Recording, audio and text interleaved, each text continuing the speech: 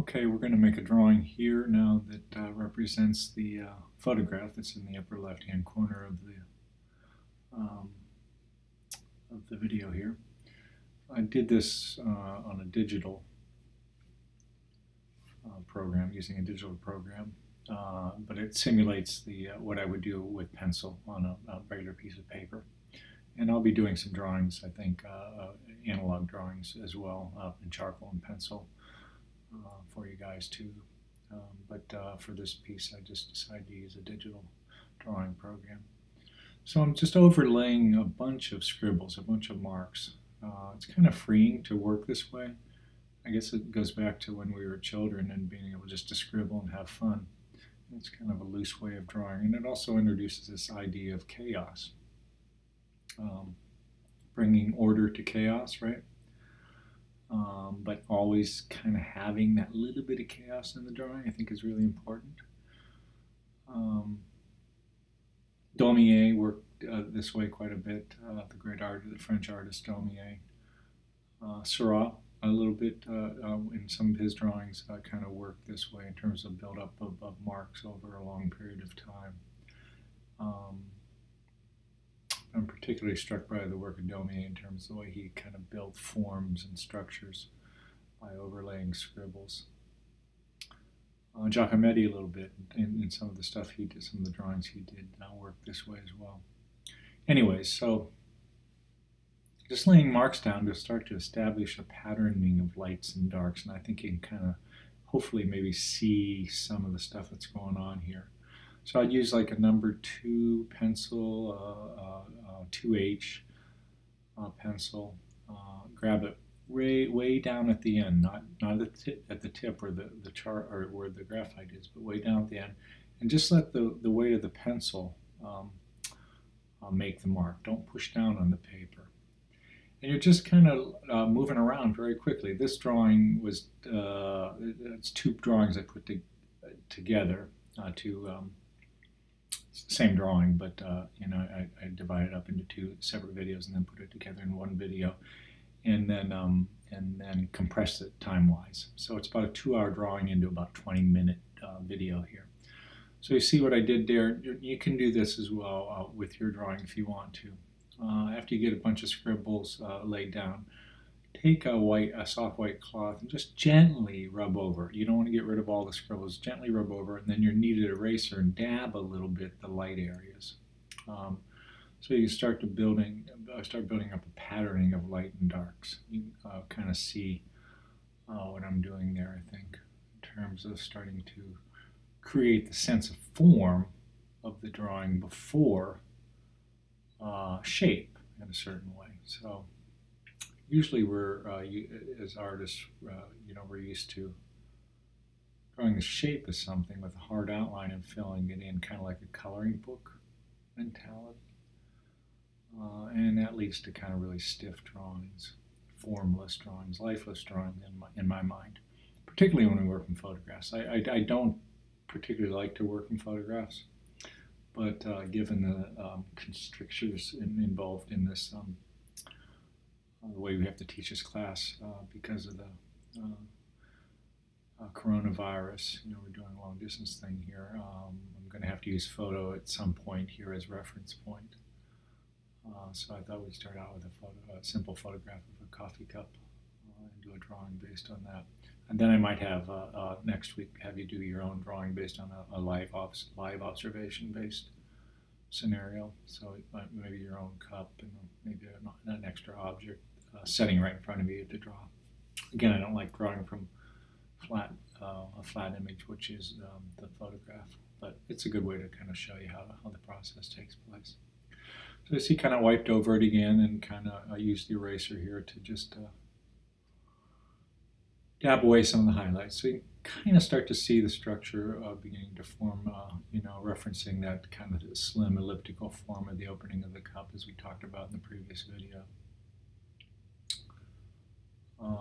And I'm kind of drawing the ellipse without drawing it, right? Just kind of the way those shapes are formed, the interior dark form on the left, highlighted form on the right, you know. And look at the background above the highlighted form on the right.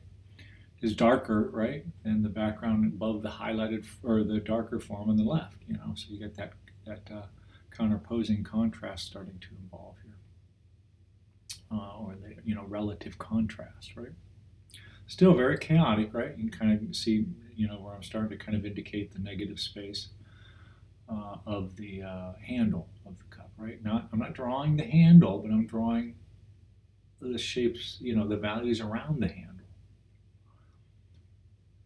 As you make a drawing, you got to realize you can hone the edges of the drawing as time goes on. Don't try to over control a drawing at the beginning. It'll kill it. It won't have any life to it.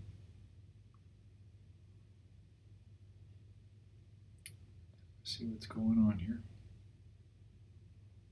So now I'm just kind of smudging things just a little bit. The lines are still there.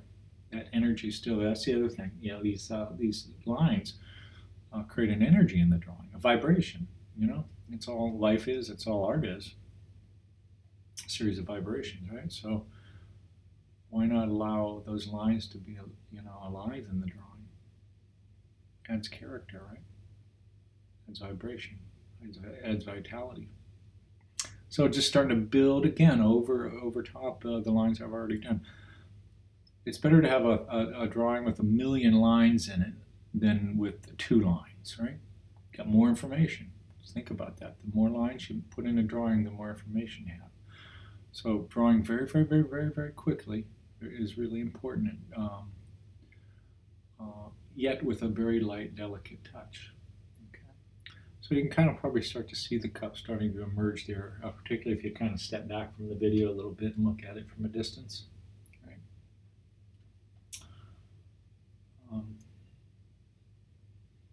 So form first with the acknowledgement of structure, right?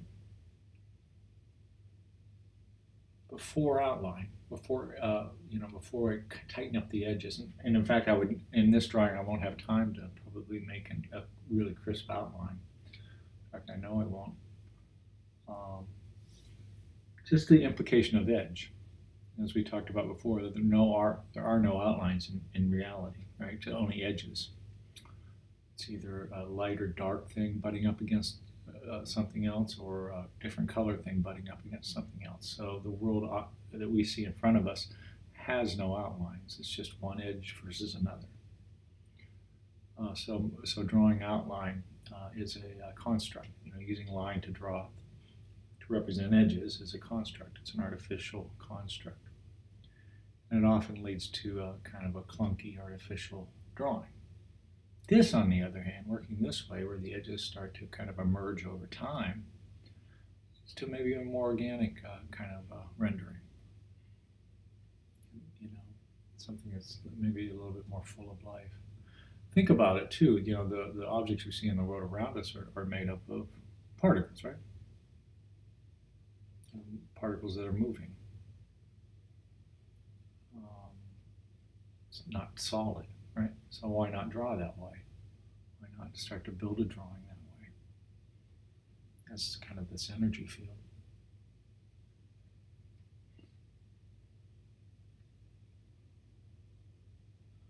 Again, I've sped up the mark making by about a factor of 2, right? So this is about took me about 2 hours to do this whole drawing.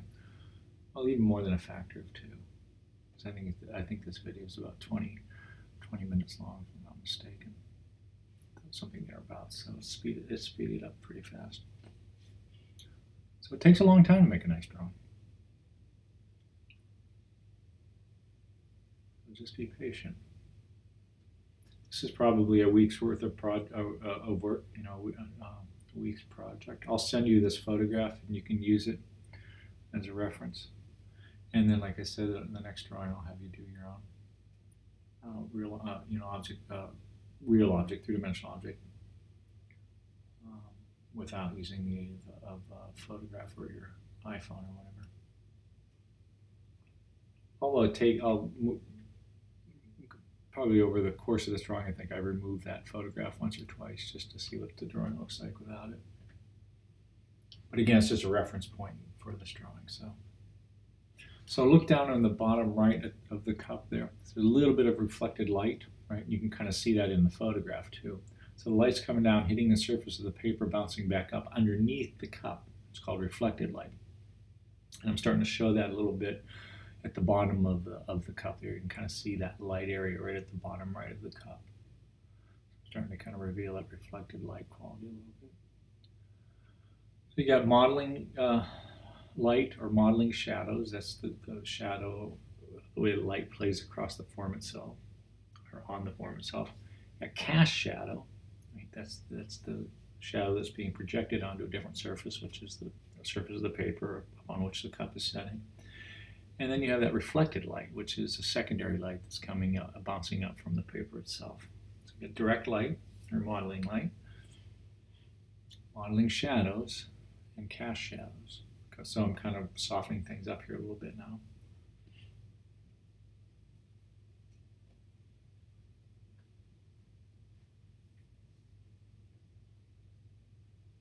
So you can see it kind of creates a warmer vibe drawing this way rather than that really hard, cool outline that a lot of people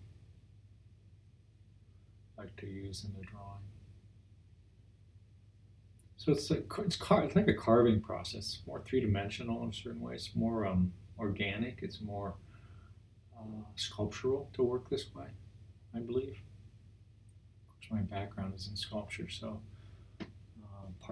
partly in painting, and video, and photography, and everything else. But I tend to like drawing to kind of grow that way as a sculptural kind of experience rather than just a hard-edged, flat experience. So I have not really tightened up any of the edges yet, right? But getting there a little bit. See the gap between the front lip of that open ellipse, right? The top ellipse. I'm not connecting those two, right? I'm the interior dark. I'm letting go a little bit and going to the outside cup part dark and allowing there to be a little bit of a gap there. Let the viewer fill in the gaps of the drawing. Don't always be in a hurry to control the drawing. Give the viewer a chance to experience the drawing as a flowing, growing form.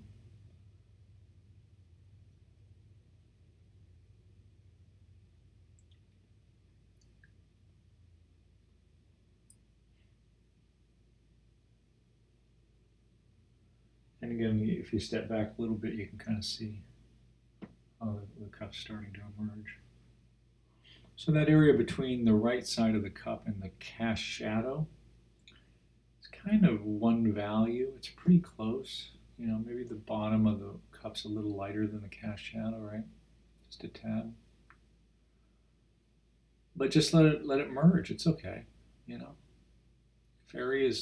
if the area between a background or a negative space and the positive or the thing are similar in value, let them merge. It's okay. Again, let the viewer put the pieces of the puzzle together. You don't have to cut everything out and make it clear, clear cut designation there. Let things blend together. It's fine. So here I just kind of rubbed over the whole thing again, and now I'm going back and adding more line. So you can see it's a build-up. A build-up, a build-up, a build-up. A good drawing has hundreds of drawings underneath, right, that have been buried. Just kind of keep adding on top and on top and on top. Again, get rid of that, get that image out of your head of like a coloring book of completely finishing one little area and then moving on to another little area. No, you're constantly moving around a drawing. Up, down, left, right, adding a little bit here, a little bit there. So at any point in the drawing, it's almost done, right? You could kind of present this as a finished drawing almost. You know, it is what it is. It's whole in its approach, right? I haven't kind of overworked one area and left the rest of the drawing alone. So you can kind of almost finish a drawing at any stage if you take this kind of approach, if you have this philosophy to image making.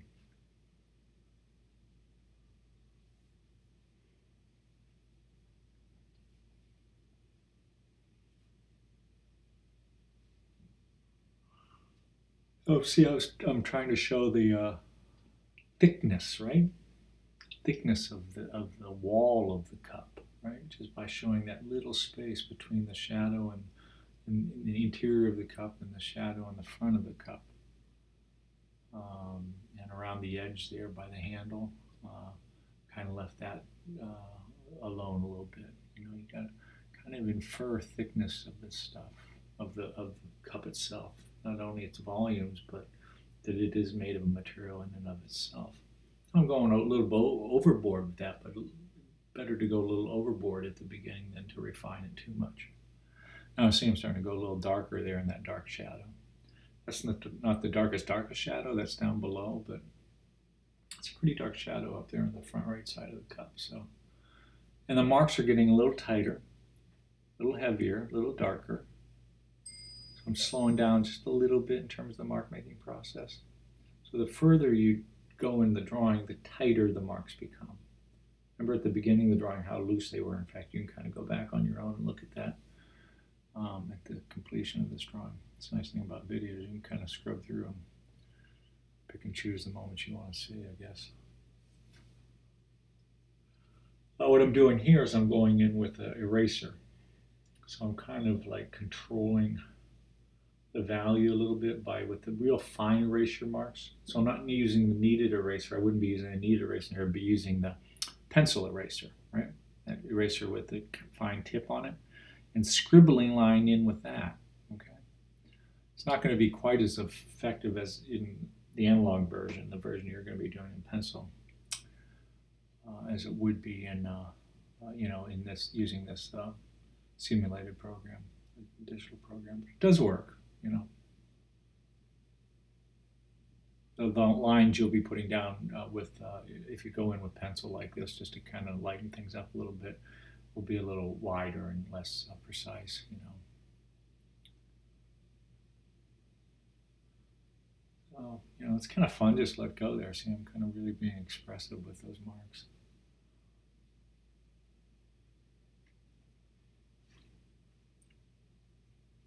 So I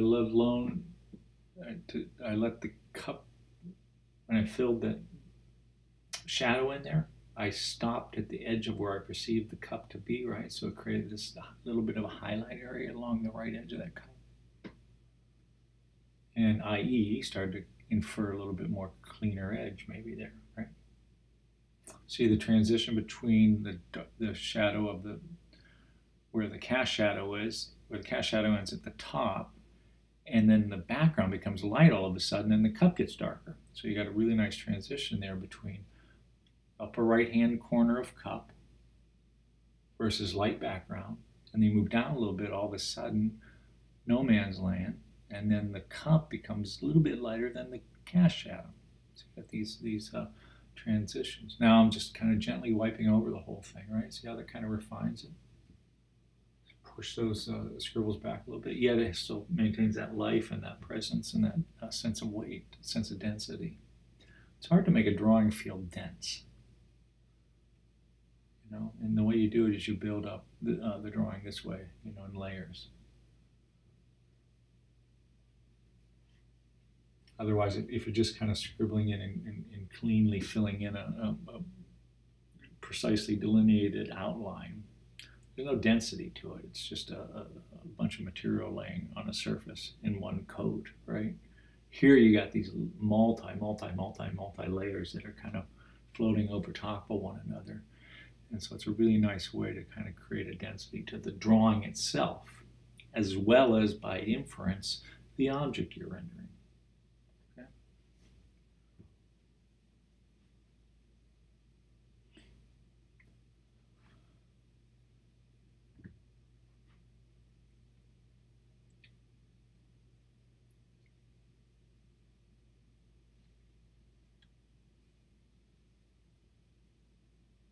About a minute or so left here, I think.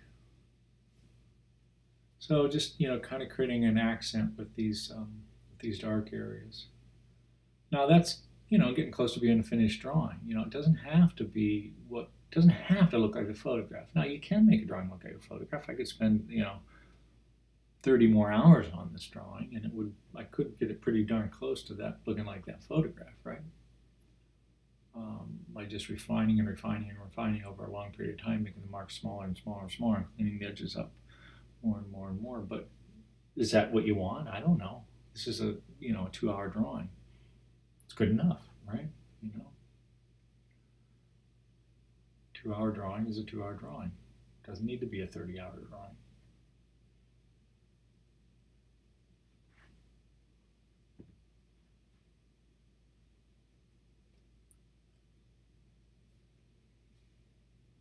So we got about 30 seconds left here or so.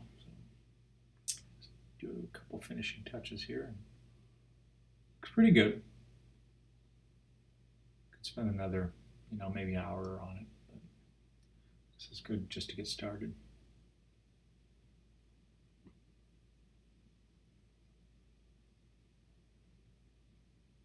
Okay.